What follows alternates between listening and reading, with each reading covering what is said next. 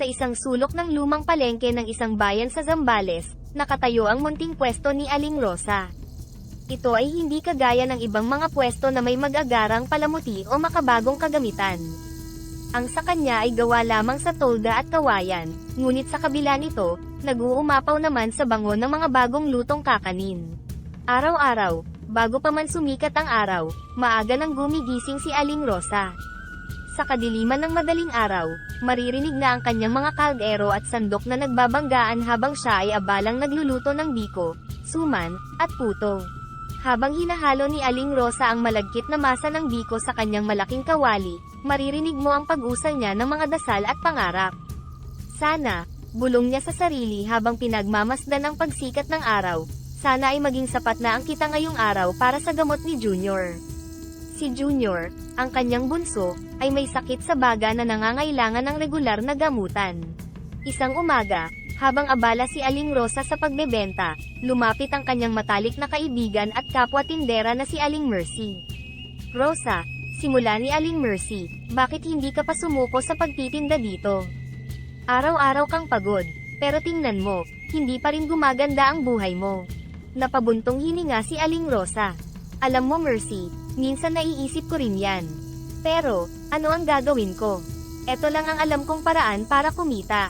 At saka, hindi ba't maswerte pa rin tayo? May pwesto, may regular na suki, at higit sa lahat, nakakatulong tayo sa ating mga anak." Sumang-ayon si Aling Mercy, ngunit hindi may kakaila ang pag-aalala sa kanyang mga mata. "Totoo yan Rosa, pero sana'y makakita ka rin ng mas magaan na paraan. Hindi habang buhay kaya ng katawan mo yang pagbubuhat ng mga mabibigat na palayok at paggising ng madaling araw." Napangiti si Aling Rosa. "Salamat Mercy. Pero hanggat kaya ko, itutuloy ko to. Para sa mga anak ko, kahit mahirap, kakayanin ko." Sa mga simpleng pag-uusap na tulad nito, nasasalamin ang buhay ni Aling Rosa. Kahit puno ng paghihirap, nag-uumapaw naman sa pagmamahal at dedikasyon sa pamilya. Sa kanyang isipan, paulit-ulit niyang sinasabi na balang araw, darating din ang pagkakataon para sa kanya at sa kanyang mga anak na makawala sa kahirapan. Ang hindi niya alam, malapit na palang dumating ang isang pagbabago na magdadala ng hiwaga at pag-asa sa kanyang buhay. Sa isang mapayapang umaga, habang unti-unting bumabangon ang araw mula sa likod ng mga mababang bahay, si Aling Rosa ay naglalakad na kasama ang kanyang mabigat na basket na puno ng mga kakanin. Habang tinatahak niya ang daan patungo sa ilog, kung saan maraming mangingisda at naglalaba rin ang kanyang mga suki, binabagtas niya ang masukal na landasin na puno ng hamon sa bawat hakbang. Sa kabila ng kanyang mga alalahanin, ang mga utang na dapat bayaran, ang kalusugan ng kanyang anak, at ang pang-araw-araw na gastos ng pamilya, pinipilit ni Aling Rosa na magbigay ng mga ngiti sa kanyang mga suki. Ang bawat piraso ng kakanin na kanyang inihahain ay hindi lamang pagkain, kundi pati na rin isang pahiwatig ng kanyang pagsisikap at pag-asa. Habang naglalakad, bigla na lang may pumukaw sa kanyang atensyon, ang mahinang iyak ng isang nilalang mula sa ilalim ng tulay malapit sa ilog. Sa una, naisip niyang baka isang hayop ito na naiipit. Ngunit nang lumapit siya, laking gulat niya nang matuklasan niya na isang duwende ito, na nakakapit sa mga ugat ng isang malaking puno habang hinahampas ng agos ng ilog. "Tulong! Tulong!" ang sigaw ng duwende, na halos hindi na marinig dahil sa ingay ng rumaragasang tubig. Agad na tumugon si Aling Rosa, kahit na may pangamba sa kanyang dibdib. Dahan-dahan siyang lumusong sa ilog, pilit na iniiwasan ang matalim na mga bato at malalakas na agos. "Huwag kang mag-alala, nandito na ako," sigaw niya sa duwende, habang maingat na inaabot ang kanyang kamay. "Nadulas ako at nawalan ng kapit dahil sa lakas ng ulan kagabi," paliwanag ng duwende. Ang tinig nito'y nanginginig sa takot. Sa tulong ni Aling Rosa, nailigtas niya ang duwende mula sa malakas na agos at dinala ito sa ligtas na lugar. Nang makaahon, pinagpag ng duwende ang kanyang damit, nililinis ang putik na kumapit dito. "Anong pangalan mo? At paano ka napunta dito?" tanong ni Aling Rosa habang pinagmamasdan ang kakaibang nilalang na kanyang nailigtas. "Ako si Bighani, isang duwende ng kalikasan. Salamat sa iyong kabutihan, Aling Rosa. Bihira na lang ang mga taong may malasakit sa mga nilalang na katulad ko," pasasalamat ng duwende. Nagbigay si Aling Rosa ng isang matamis na ngiti. "Walang anuman Bighani, tungkulin ng bawat isa sa atin na tumulong sa nangangailangan." Nagpaalam si Bighani na may ngiti, Hindi ko malilimutan ang iyong kabutihan ngayong araw. Magkikita tayo muli, Aling Rosa. Habang naglalakad pabalik sa kanyang tindahan, puno ng pagtataka at kagalakan ang puso ni Aling Rosa.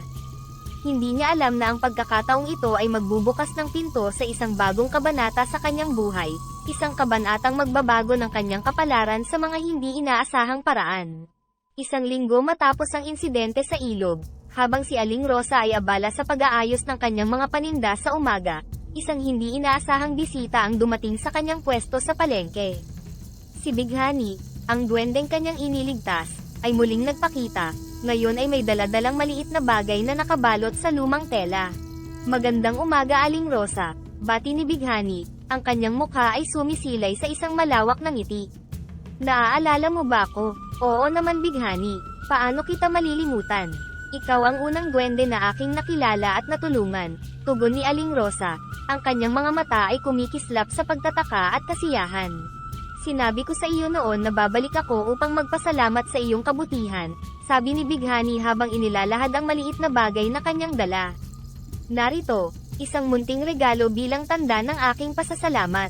Maingat na binuksan ni Aling Rosa ang tela at tumambad sa kanya ang isang lumang belt bag na gawa sa katad, pinalamutian ng mga kakaibang simbolo na tila nagliliwanag sa ilalim ng sinag ng araw. Ano ito Bighani? Tanong ni Aling Rosa, habang hinahaplos ang mga simbolo. Ito ay mahiwagang belt bag, sagot ni Bighani. Hindi ito ordinaryong belt bag. Magdadagdag ito ng pera tuwing nakakagawa ka ng kabutihan. Ngunit mag-ingat ka, sapagkat kabaligtaran naman ang mangyayari kapag ikaw ay nagagalit. Napaisip si Aling Rosa, paano gumagana ang mahika nito? At bakit may kapalit pag nagagalit? Ang belt bag ay sumasalamin sa iyong puso. Kapag ang puso mo ay puno ng kabutihan, ito ay magbibigay ng gantimpala. Ngunit kapag puot at galit ang umiral, ito ay magpapaalala na mali ang iyong landas, paliwanag ni Bighani, ang kanyang mga mata ay seryoso at mayroong karunungan. Ngunit Bighani, bakit ako? Hindi ba mas nararapat ito sa mas mayayaman at makapangyarihan? Tanong ni Aling Rosa, ang kanyang noo ay kunot sa pag-aalala. Aling Rosa, ang tunay na kabutihan ay hindi nasusukat sa yaman o kapangyarihan, kundi sa dalisay na puso at mga simpleng gawa ng kabaitan. Ikaw ang pinili ko para sa belt bag dahil nakita ko ang iyong puso noong araw na iniligtas mo ako, sabi ni Bighani, ngayon ay may ngiti na muli sa kanyang mukha. Nagpasalamat si Aling Rosa, bagaman may bahid ng pag-aalangan. Salamat Bighani, pangangalagaan ko ang regalo na ito at gagamitin sa mabuti. Alam kong gagawin mo Aling Rosa. Ngayon, kailangan ko nang bumalik sa aking mundo. Tandaan mo, ang iyong mga gawa, mabuti man o masama, ay may katumbas na bunga, paalam ni Bighani bago tuluyang naglaho. Naiwan si Aling Rosa na nakatingin sa belt bag, hinahawakan ito ng mahigpit. Sa kanyang puso, isang bagong pag-asa ang umusbong. Marahil, ito na nga ang simula ng pagbabago sa kanyang buhay, ang pagkakataong makatulong ng higit pa sa kanyang pamilya at komunidad. Ngunit kasabay nito, naramdaman din niya ang bigat ng responsibilidad na kanyang dala, ang pangangailangang laging maging mabuti, hindi lamang para sa sarili kundi para sa kapakanan ng iba. Sa mga sumunod na araw matapos matanggap ang mahiwagang belt bag, naging normal ang takbo ng buhay ni Aling Rosa. Sa kabila ng kanyang mga agam-agam, nagsikap siyang magpatuloy sa pang-araw-araw na gawain na tila ba walang kakaibang belt bag na nakalagay sa kanyang baywang. Hindi siya lubos na naniniwala sa sinabi ni Bighani, sa isip niya, ito'y isa lamang kathang-isip na bagay na hindi dapat pansinin. Isang hapon, habang nagtitinda siya ng kakanin sa palengke, napansin niya ang isang batang lalaki na umiiyak malapit sa kanyang pwesto. Mukha itong nawawala at takot na takot habang maliikot ang mga mata na parang hinahanap ang kanyang mga magulang. Lumapit si Aling Rosa, ibinaba muna ang kanyang mga kakanin sa tabi ng pwesto. Anak, bakit ka umiiyak? Nawawala ka ba? Marahan niyang tanong sa bata. Tumango ang bata. Opo, nawawala po ako. Hindi ko po makita si mama, humihikbing sagot ng bata. Hinawakan ni Aling Rosa ang kamay ng bata. Sige, huwag kang mag-alala. Anong pangalan mo? Joshua po, sagot ng bata, habang pahikbi-hikbi pa rin. Joshua, ako si Aling Rosa. Tutulungan kita na makita ang iyong mama. Anong itsura ng mama mo? Tanong niya habang hinahaplos ang ulo ng bata para kumalma ito. Si mama po ay may suot na dilaw na damit ngayon at may dalang malaking bag, sagot ni Joshua, na ngayon ay medyo kumalma na. Isang oras silang naglibot ni Aling Rosa sa palengke, tinatanong ang iba pang mga tindero at tindera kung nakita nila ang inilarawan ni Joshua. Habang hinahanap nila ang ina ng bata, hindi maalis sa isip ni Aling Rosa ang mahiwagang belt bag. Siguro, kung totoo nga ang mahika, makakatulong ito, naisip niya, ngunit agad din niyang inalis sa kanyang isipan ang ideyang iyon, dahil sa kanyang pag-aalinlangan. Sa wakas, nakita nila ang ina ni Joshua sa kabilang dulo ng palengke, halatang balisa at nag-aalala. Joshua, sigaw ng ina habang patakbong lumapit at niyakap ang kanyang anak. Maraming salamat Aling Rosa, pasasalamat ng ina, habang yakap-yakap ang anak. Hindi ko alam kung ano ang gagawin ko kung hindi mo siya natagpuan. Walang anuman, iyan naman ang dapat gawin ng isang kapwa, ngiti ni Aling Rosa. Masaya akong nakabalik na siya sayo. Nang makabalik si Aling Rosa sa kanyang pwesto, napansin niya ang isang bagay na kakaiba. Nang buksan niya ang belt bag para kumuha ng barya, napansin niyang may dagdag na pera sa loob. Tila ba dumami ang laman nito kumpara noong umaga. Napahinto siya, napaisip. Hindi kaya totoo nga ang sinabi ni Bighani, tanong niya sa sarili, habang hawak ang belt bag. Isang kurot ng pag-asa ang sumilay sa kanyang puso. Marahil, ang mahiwagang belt bag ay hindi lamang isang kathang isip. Ang simpleng pagtulong niya kay Joshua ay nagbigay ng hindi inaasahang biyaya. Sa sandaling iyon, naramdaman niya ang isang malalim na kagalakan at pagkamangha na yamakap sa kanyang damdamin, isang bagay na hindi niya naramdaman sa loob ng maraming taon. Matapos ang insidente kung saan natulungan niya si Joshua, nagbago ang pananaw ni Aling Rosa sa kanyang pang-araw-araw na gawain. Ang dating simpleng pagtitinda ay naging isang misyon para sa kanya, ang maging mabait at matulungin sa abot ng kanyang makakaya. Natuklasan niya na hindi lamang sa pamamagitan ng pera na susukat ang yaman, ang kabutihan ng puso ay may kakayahang maghatid ng hindi inaasahang biyaya. Isang hapon, habang abala si Aling Rosa sa pag-aayos ng kanyang mga paninda, lumapit sa kanya ang isang matandang babae na tila nahihirapan sa paglalakad. Hiha, pwede bang pakiabot yung suman sa taas? Hindi ko na kasi maabot, mahina ngunit magalang na sabi ng matanda. Opo, Nay, walang problema, sagot ni Aling Rosa habang dali-daling inaabot ang suman na nasa mataas na parte ng kanyang shelves. Ito po Nay, sariwa pa. Salamat Hiha. Magkano ba ito? Tanong ng matanda, habang hinuhugot ang kanyang maliit na pataka. Nay, wag na po kayong mag-alala. Regalo ko na po sa inyo ito, nakangiting sabi ni Aling Rosa, na iniabot ang suman sa matanda nang walang hinihinging kapalit. Naku Hiha, hindi ako sanay na hindi nagbabayad. Pero maraming salamat, tugon ng matanda, ang kanyang mga matay kumikislap sa tuwa at pasasalamat. Walang ideya ang matanda na ang simpleng gawain ni Aling Rosa ay may dalang mahiwagang bunga. Pagka-uwi niya ng gabing iyon, nadiskubre niya na muling nadagdagan ang laman ng kanyang belt bag. Sa bawat kabutihang ginagawa niya, tila ba may nakakakita at nagbibigay ng gantimpala sa kanya sa hindi maipaliwanag na paraan. Sa mga sumunod na araw, lalo pang pinagbuti ni Aling Rosa ang pagiging bukas palad at matulungin. Sa tuwing may makikita siyang nangangailangan, maging ito man ay kanyang kapwa tindera na nangangailangan ng pahinga o isang batang nangangailangan ng pambili ng pagkain, lagi siyang handang tumulong nang walang hinihintay na kapalit. Isang gabi, habang siya ay nagliligpit ng kanyang mga paninda, napag-usapan nila ng kanyang matalik na kaibigan, na si Aling Mercy, ang kanyang mga ginagawa. Rosa, napapansin ko lang ha, parang mas madalas ka yatang tumutulong ngayon. Anong nagbago? Usisa ni Aling Mercy, habang tinutulungan siyang magligpit. Ngumiti si Aling Rosa, alam mo Mercy, may natutunan akong mahalaga. Yung kaligayahan na nakukuha mo sa pagtulong sa iba, iba talaga eh. Parang bumabalik din ito sa'yo sa maraming paraan. Napansin ko nga, mas masaya ka ngayon, mas magaan ang aura mo, komento ni Aling Mercy, saka pabirong pinalo si Aling Rosa sa braso. Basta, kung ano man yan, sana magpatuloy. Inspirasyon ka, alam mo ba yun? Salamat, Mercy. Oo sana nga, sagot ni Aling Rosa. Ang kanyang puso ay puno ng pasasalamat hindi lamang sa mga material na biyayang natatanggap kundi sa pagkakataong maging ilaw sa mga taong nasa paligid niya. Sa kanyang pagtulog ng gabing iyon, isang malalim na kapayapaan ang nakay Aling Rosa. Alam niyang ang bawat mabuting gawain ay hindi lamang nagpapayaman sa kanyang belt bag kundi nagpapayaman din sa kanyang kaluluwa. Ang mga araw ng pagdududa at pag-aalangan ay unti-unting napapalitan ng mga araw ng pag-asa at kasiyahan. Habang tumatagal, natuklasan ni Aling Rosa na hindi palaging madali ang pagiging mabuti at matulungin. Bagamat siya'y puno ng magagandang intensyon, may mga araw pa rin na dumarating ang pagsubok sa kanyang katapatan at pasensya. Isang hapon, habang abala siya sa pagtatahi ng sirang tolda ng kanyang tindahan, dumating ang isang bagong tindero sa palengke na kilala sa pagiging mapanghamak at madalas magreklamo. Aling Rosa, mukhang hindi yata maganda ang iyong pagtatahi dyan. Hindi ba't mas maganda kung bibili ka na lang ng bago kaysa iyan na pagtsatsagaan mo, pangungot siya ng bagong tindero. Tumigil si Aling Rosa sa kanyang ginagawa, ramdam ang init ng galit na unti-unting umuusbong sa kanyang dibdib. Huminga siya ng malalim, pilit pinipigilan ang sarili. Salamat sa iyong suhestyon, pero mas pinipili kong ayusin ito. Hindi naman sa lahat ng oras, kailangan bumili ng bago, mahina hong sagot niya, kahit na ang kanyang tono ay may bahid ng pagpipigil. Bakit? Dahil ba sa wala kang pambili?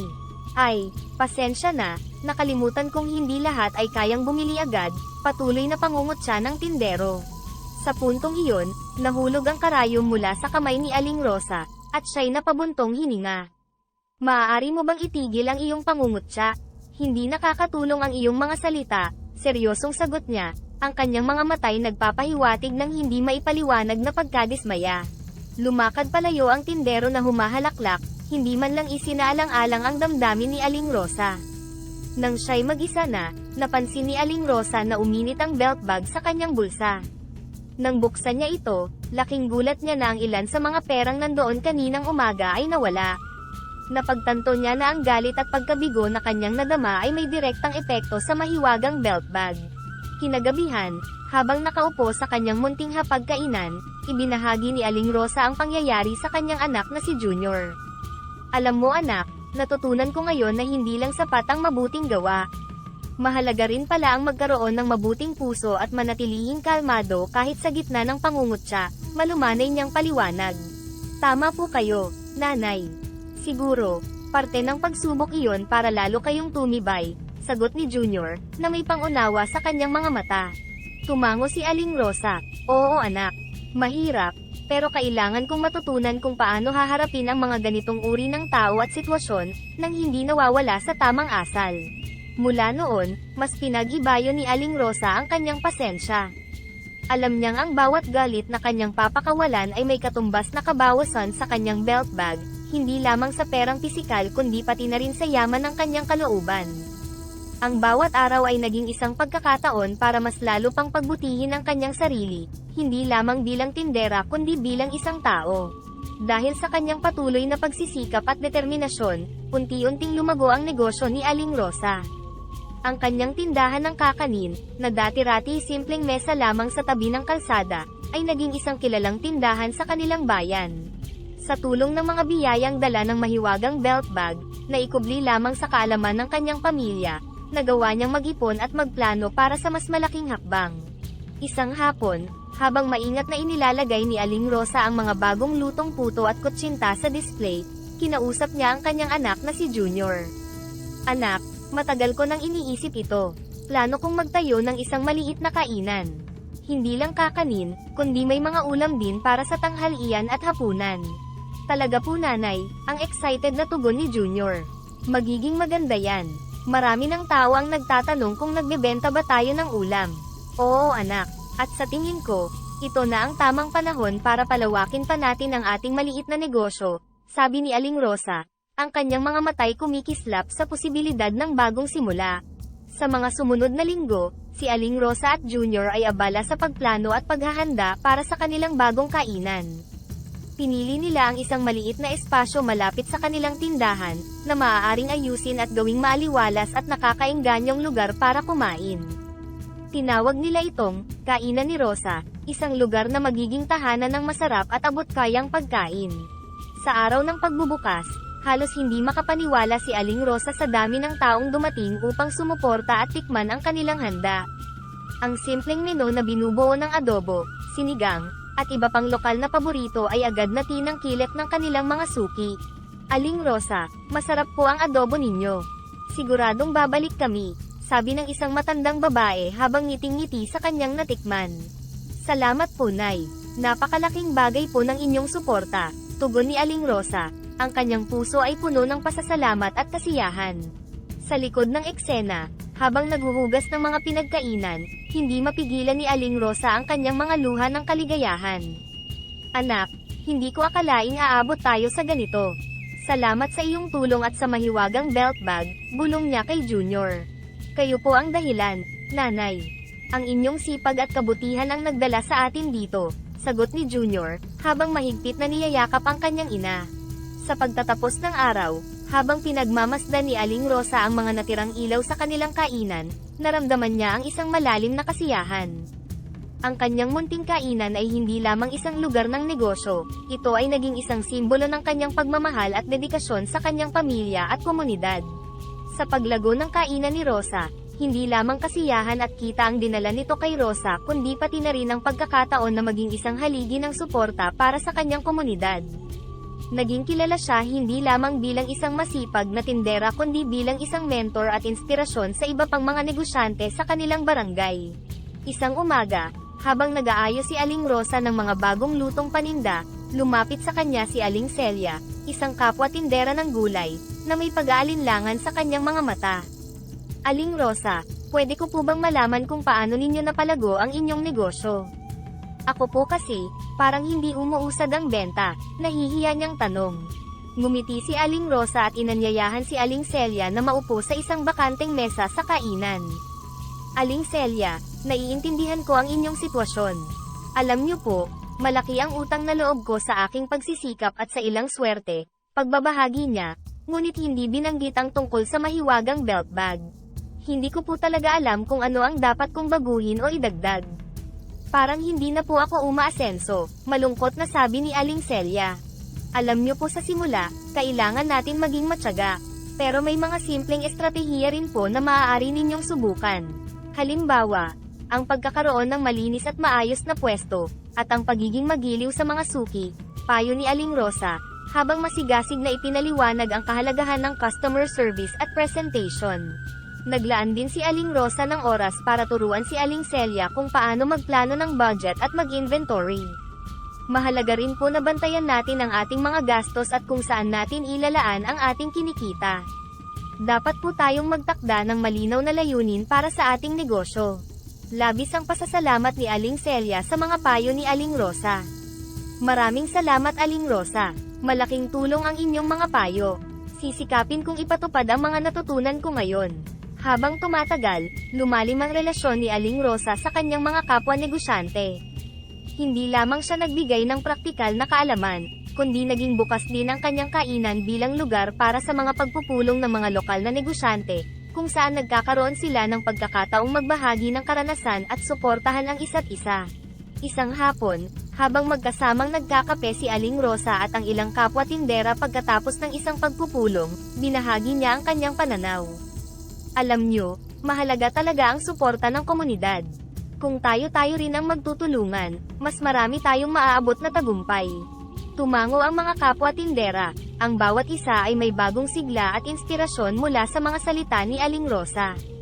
Ang kanyang payo at paggabay ay nagsilbing liwanag sa kanilang mga landas, nagbibigay ng pag-asa at motibasyon na kahit sa maliit na paraan, mayroong magagawa ang bawat isa para umunlad. Sa pagtatapos ng araw, habang isinasara ni Aling Rosa ang kainan, napuno siya ng pasasalamat at kasiyahan. Alam niyang ang pagtulong niya sa iba ay hindi lamang nagpapayaman sa kanyang bulsa kundi nagpapayaman din sa kanyang kaluluwa. Ang kanyang kainan ay naging higit pa sa isang lugar ng negosyo, ito ay naging isang sentro ng komunidad, isang pook kung saan ang pagkakaisa at pagtutulungan ay umaani ng magagandang bunga.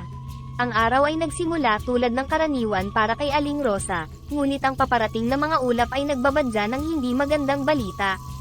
Sa loob ng ilang oras, ang maulap na kalangitan ay bumuhos ng malakas na ulan, sinundan ng hangin na tila galit na itinutulak ang lahat sa kanyang daraanan. Ang bagyong hindi inaasahan ay naging isang malaking pagsubok sa tibay ng kainan ni Rosa.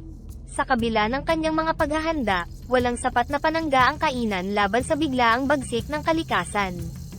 Ang bubong ay napinsala, at ang ilang gamit sa loob ay nasira ng tubig at hangin. Nang humupa ang bagyo, si Aling Rosa, kasama ang kanyang anak na si Junior, ay agad na nagtungo sa kainan upang tingnan ang pinsala. Diyos ko, ang kainan, naiiyak na bulong ni Aling Rosa habang minamasdan ang nagkalat na mga upuan, basag na bintana, at nagkalat na mga paninda. Nay, huwag po kayong mag-alala, maayos natin ito.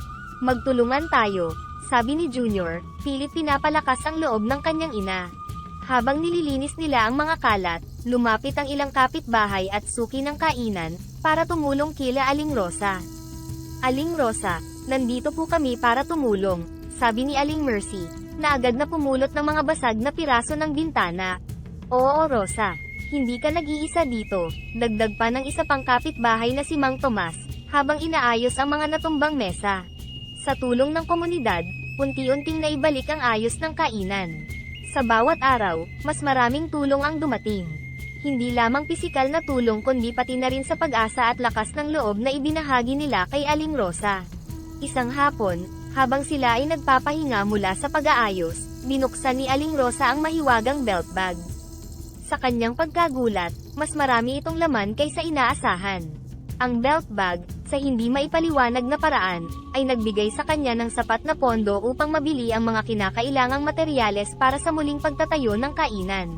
Nay, paano ito nangyari? Tanong ni Junior, hindi makapaniwala sa nakita.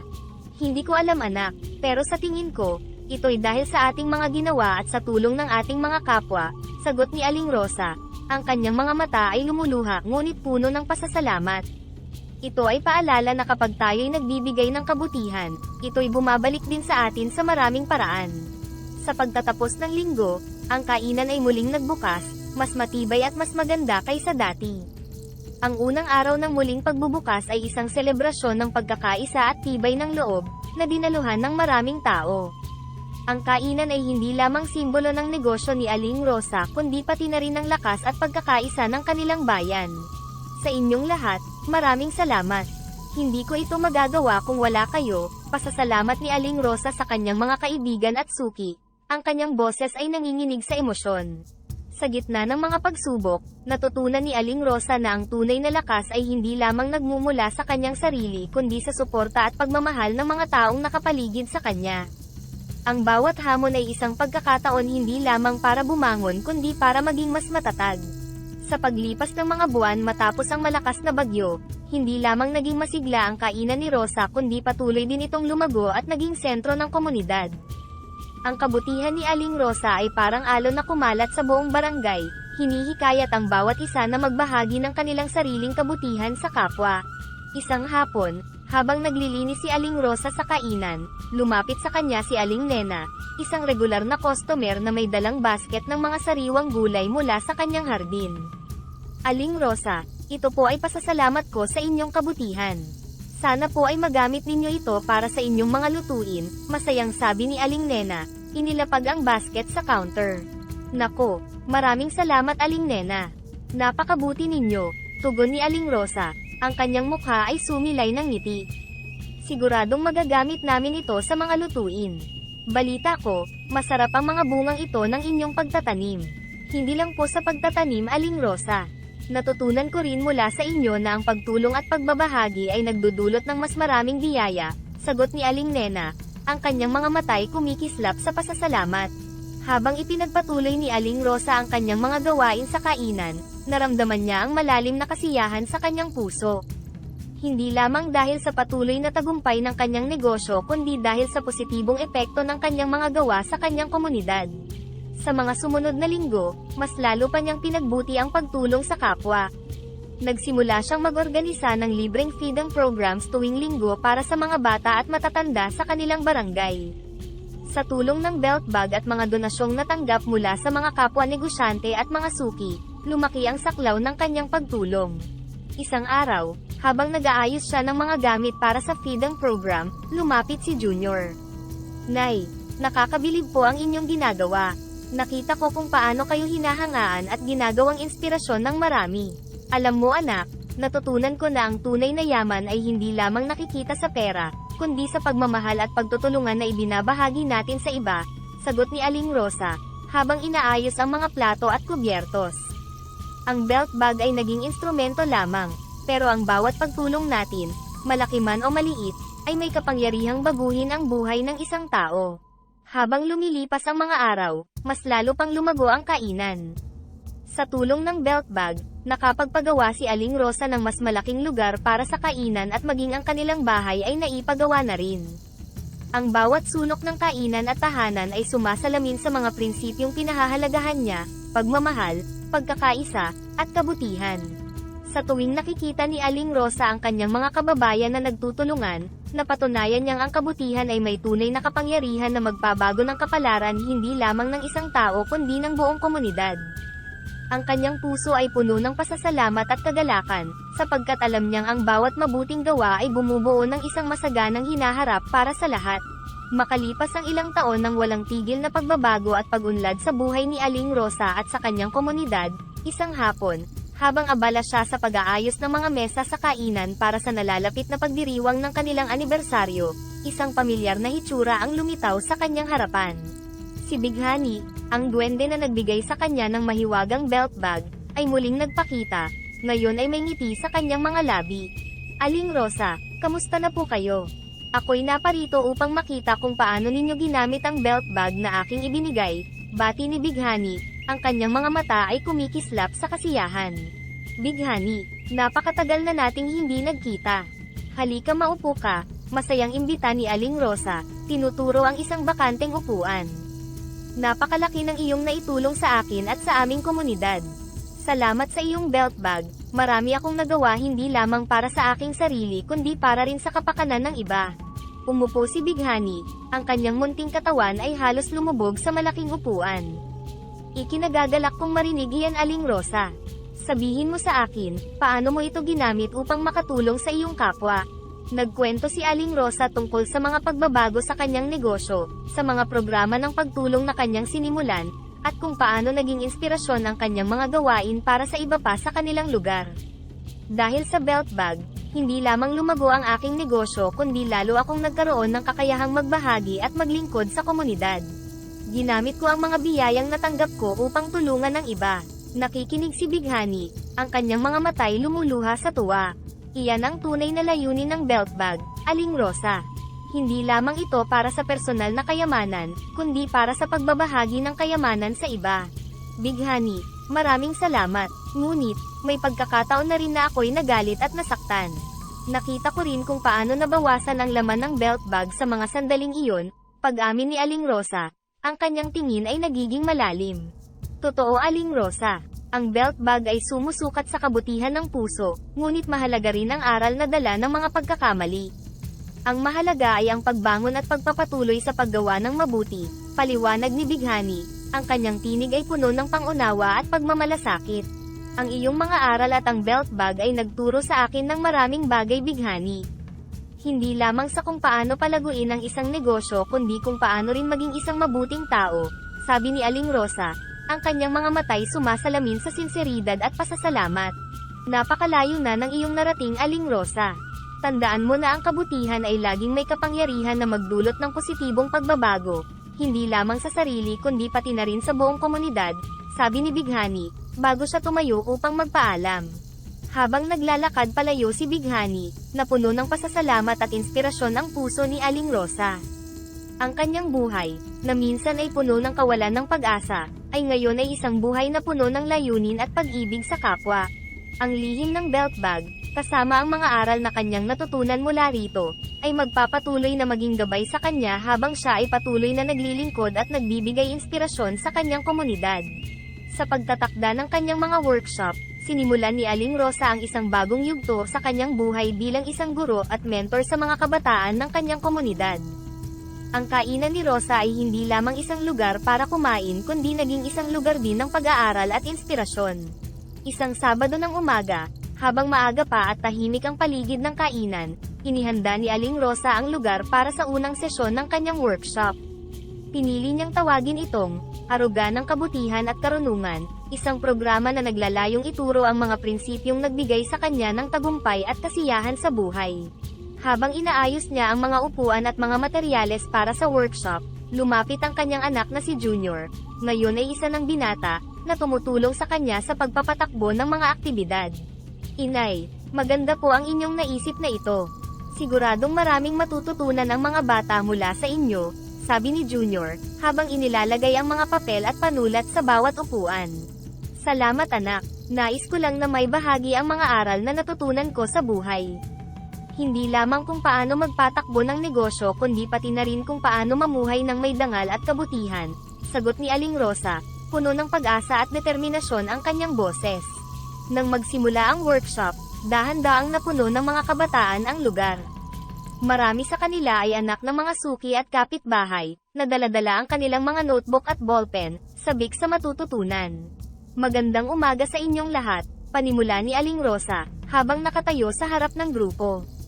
Salamat sa pagdalo ninyo. Ngayong araw, pag-uusapan natin ang kahalagahan ng katapatan at kabutihan hindi lang sa negosyo kundi sa pang-araw-araw nating buhay. Isa sa mga kabataan, si Mark, isang mag-aaral sa high school, ay nagtaas ng kamay. Aling Rosa, sa panahon ngayon, mahirap maging tapat lalo na kung maraming tukso. Paano po ba natin ito mapapanatili? Tama ka Mark, hindi madali, pero ang pagiging tapat ay isang pagpili.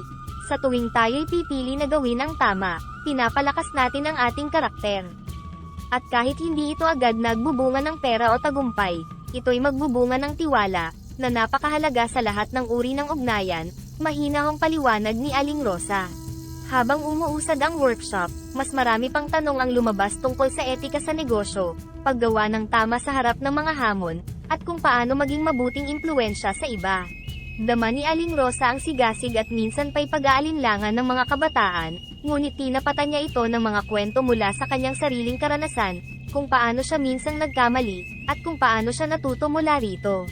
Sa pagtatapos ng workshop, lumapit si Mark kay Aling Rosa. Salamat po Aling Rosa. Marami po akong natutunan ngayon.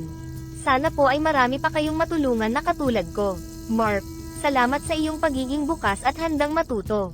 Tandaan mo, ang bawat araw ay pagkakataon para gumawa ng mabuti, sabi ni Aling Rosa, habang inililigpit ang mga gamit. Habang nililinis ang lugar, napuno ng kasiyahan ang puso ni Aling Rosa. Alam niyang ang kanyang mga pagsisikap ay magpapatuloy na magbunga hindi lamang sa kanyang negosyo kundi sa buhay ng bawat kabataang handang makinig at matuto mula sa kanya. Sa gitna ng tagumpay at kasaganahan, isang hindi inaasahang hamon ang sumubok kay Aling Rosa. Isang umaga, habang maagang nag-aayos siya sa kainan at nagplaplano para sa araw, napansin niyang nawawala ang mahiwagang belt bag na matagal nang naging katuwang niya sa bawat mabuting gawa. Anak, nakita mo ba ang belt bag ko? Kanina pa ako naghahanap, tanong niya kay Junior, na abalang naglilista ng mga kailangan bilhin para sa araw na iyon. Hindi po Nay, sigurado po ba kayong dinala niyo ito dito? Baka po naiwan sa bahay, sagot ni Junior, halata ang pag-aalala sa kanyang mukha. Sige, ako na ang baalang maghanap mamaya. Baka nga naiwan ko lang sa bahay, sagot ni Aling Rosa, kahit nasa kalooban niya ay may kumikirot na pag-aalala dahil alam niyang maingat siya sa kanyang belt bag. Habang naglilinis at nag-aayos ng kainan, hindi mapakali si Aling Rosa. Sa kanyang isip, paulit-ulit niyang sinisiyasat ang bawat kilos niya noong nakaraang araw, ngunit wala siyang maalala na anumang pagkakataon na maaari niyang maiwala ang belt bag. Nang magbalik siya sa kainan matapos ang masusing paghahanap sa bahay, wala pa rin siyang natagpuan. Napagtanto niyang tuluyan na itong nawala. Sa mga sumunod na araw, kahit wala ang mahiwagang belt bag, ipinagpatuloy ni Aling Rosa ang kanyang mga gawain sa kainan. Hindi niya hinayaang maapektuhan ang kanyang pagtulong sa iba at ang pagpapatakbo ng negosyo. Ngunit sa kaibuturan ng kanyang puso, may bahagi siyang nag-aalala kung paano na ang lahat ngayong wala na ang belt bag. Isang hapon, habang nagluluto siya ng paboritong ulam ng kanyang mga suki, nilapitan siya ni Junior. Nay, kahit wala na po yung belt bag, nakikita ko po na patuloy pa rin ang pagdating ng mga biyaya sa atin. Siguro po, dahil na rin ito sa kabutihan ninyo at hindi lang sa mahika ng belt bag. Napangiti si Aling Rosa, ngunit may bahid pa rin ng lungkot sa kanyang mga mata. Oo anak, siguro nga, marahil ito na ang tunay na pagsubok sa akin. Na kahit wala na ang belt bag, ipagpatuloy ko pa rin ang kabutihan hindi dahil sa inaasahan kong kapalit kundi dahil ito ang tama at nararapat. Sa paglipas ng mga araw, nakita ni Aling Rosa na bagamat wala na ang belt bag, hindi naman nagbago ang pagtanggap ng mga tao sa kanya. Ang kainan ay patuloy na dinarayo, at ang mga suki ay patuloy na nagpapakita ng kanilang pasasalamat at suporta. Ang kanyang pamilya, mga kaibigan, at mga suki ay naging mga buhay na paalala ng kabutihang kanyang ipinamahagi, na ngayon ay bumabalik sa kanya sa ibang anyo. Sa kanyang pagmumuni-muni isang gabi, napagtanto ni Aling Rosa na ang tunay na kayamanan ay hindi nakatago sa isang belt bag kundi nasa mga ugnayang kanyang nabuo at sa tiwalang kanyang napalago sa mga taong kanyang natulungan. Ang pagkawala ng belt bag ay naging huling pagsubok na nagpatibay sa kanyang paniniwala na ang tunay na kabutihan ay lumalampas sa anumang mahika. Habang tumatagal, unti-unting natutunan ni Aling Rosa ang tunay na kahulugan ng kayamanan. Hindi ito nakasalalay sa dami ng kanyang pera o sa laman ng isang mahiwagang belt bag, kundi sa pagmamahal at respeto na kanyang natatanggap mula sa kanyang komunidad. Isang hapon, habang naghahanda siya ng merienda para sa mga bata sa kanyang feeding program, lumapit sa kanya si Aling Celia, isa sa mga magulang na madalas tumulong sa kanya. Aling Rosa, gusto ko lang magpasalamat sa lahat ng tulong na binibigay niyo sa amin. Hindi lang sa pagkain, kundi sa pag-aaruga at pagbibigay ng inspirasyon sa mga bata na mag-aral ng mabuti, sabi ni Aling Celia, habang maingat na inilalagay ang mga plato sa mesa. Napangiti si Aling Rosa at hinawakan ang kamay ni Aling Celia. Walang anuman yun, Celia. Masaya ako na nakakatulong sa inyo at sa mga bata. Sa totoo lang, kayo ang nagbibigay sa akin ng inspirasyon na ipagpatuloy ang mga ganitong gawain. Aling Rosa, hindi niyo lang alam kung gaano kalaki ang impluwensya niyo sa amin. Kayo ang nagpapaalala sa amin na may kabutihan pa rin sa mundo, na may pag-asa pa rin kahit sa mga panahong mahirap, dagdag ni Aling Celia, ang kanyang mga matay lumuluha ng pasasalamat.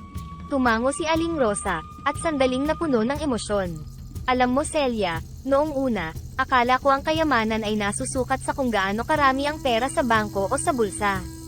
Pero sa paglipas ng panahon, natutunan ko na ang tunay na kayamanan ay ang pagmamahal at tiwala na ibinibigay sa akin ng mga tao dito sa ating komunidad. Nagpatuloy ang kanilang pag-uusap habang inihahanda ang pagkain para sa mga bata. Ibinahagi ni Aling Rosa kung paano siya unti-unting nagbago ang pananaw sa buhay simula nung may swerte na dumating at kinalaunan ay nawala. Napagtanto niya na ang kanyang mga aksyon at desisyon, ang tunay na nagdala ng pagbabago sa kanyang buhay. Aling Rosa, hindi lang kayo ang maraming natutunan. Kami rin, natututunan naming pahalagahan ang mga simpleng bagay sa buhay, ang magbigay ng oras sa pamilya, ang tumulong sa kapwa kahit sa maliit na paraan, sabi ni Aling Celia, habang dahan-daang inaayos ang mga upuan para sa mga bata. Sa pagtatapos ng araw, habang pinagmamasdan ni Aling Rosa ang mga bata na masayang kumakain at nagtatawanan, isang malalim na pakiramdam ng kasiyahan at kapayapaan ang yamakap sa kanya. Napagtanto niya na sa pagbibigay ng pagmamahal at pagpapakita ng kabutihan, nakakatanggap siya ng higit pa sa anumang kayamanan na maaaring ibigay ng pera. Ang respeto at pagmamahal ng kanyang komunidad ay naging kanyang tunay na kayamanan, isang bagay na hindi matutumbasan ng kahit anong halaga. Sa pagtatapos ng kwento ni Aling Rosa, ang kanyang buhay at ang kainan ay patuloy na sumasagana hindi dahil sa mahiwagang belt bag, kundi sa kanyang walang sawang pagtulong at kabutihang loob sa kapwa. Ang komunidad ay mas lalong umunlad, at si Aling Rosa ay naging simbolo ng pag-asa at kabutihan sa kanilang bayan. Isang hapon, habang si Aling Rosa ay nag-aayos ng mga upuan sa labas ng kainan para sa isang community gathering, isang pamilyar na hitsura ang lumitaw mula sa kakahuyan. Si Bighani, ang duwende, na may ngiti sa kanyang mukha, ay muling bumisita upang makita ang mga pagbabagong naganap mula nang huli silang magkita. Aling Rosa, kamusta na po kayo?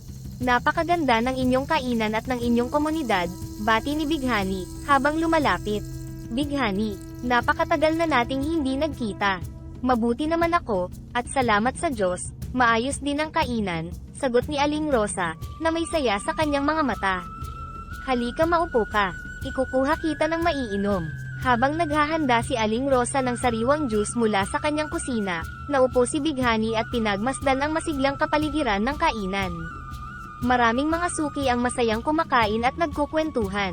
Aling Rosa, napansin ko na wala na ang belt bag, pero tila mas lalo pang sumagana ang inyong buhay at negosyo. Paano ninyo ito nagawa? Tanong ni Bighani, na may paghanga. Ngumiti si Aling Rosa habang inilalapag ang juice sa mesa. Bighani, nang mawala ang belt bag, Natutunan ko na ang tunay na biyaya ay hindi nagmumula sa mahika ng belt bag kundi sa kabutihan ng puso. Natutunan ko na kung ano ang itinanim mo, iyon din ang iyong aanihin. Tama ka, Aling Rosa. Ang kabutihan ng iyong puso ang pinakamahalaga, at dahil dito, mas maraming biyaya ang dumarating sa iyo, sabi ni Bighani, tumango sa pagtanggap. Oo, Bighani, at hindi lamang iyon, ang pagtulong sa iba nang walang hinihintay na kapalit ay nagdudulot ng tunay na kasiyahan. Ang mga ngiti at pasasalamat ng mga taong natulungan ko ang aking inspirasyon araw-araw, paliwanag ni Aling Rosa, ang kanyang mga mata ay kumikislap sa damdamin. Ang kwento mo, Aling Rosa, ay isang paalala sa ating lahat na ang tunay na pagbabago at kasaganaan ay nagmumula sa puso na handang maglingkod at tumulong sa kapwa, dagdag ni Bighani. Habang papalubog ang araw, nagpatuloy ang kanilang pag-uusap, puno ng mga kwento ng nakaraan at mga plano para sa hinaharap. Nang magpaalam si Bighani, may ngiti sa kanyang mukha, umaasa na ang mga aral na ibinahagi ni Aling Rosa ay patuloy na magbibigay inspirasyon hindi lamang sa kanyang komunidad kundi sa sinumang makaalam ng kanyang kwento. Sa pagtatapos ng araw, habang pinagmamasdan ni Aling Rosa ang mga tao na unti-unting umaalis sa kainan, napuno siya ng pasasalamat at kasiyahan. Totoo nga, ang tunay na kayamanan ay nasa pagmamahal at respeto na kanyang natanggap at naibahagi, ang tunay na yaman na hindi kailanman mawawala.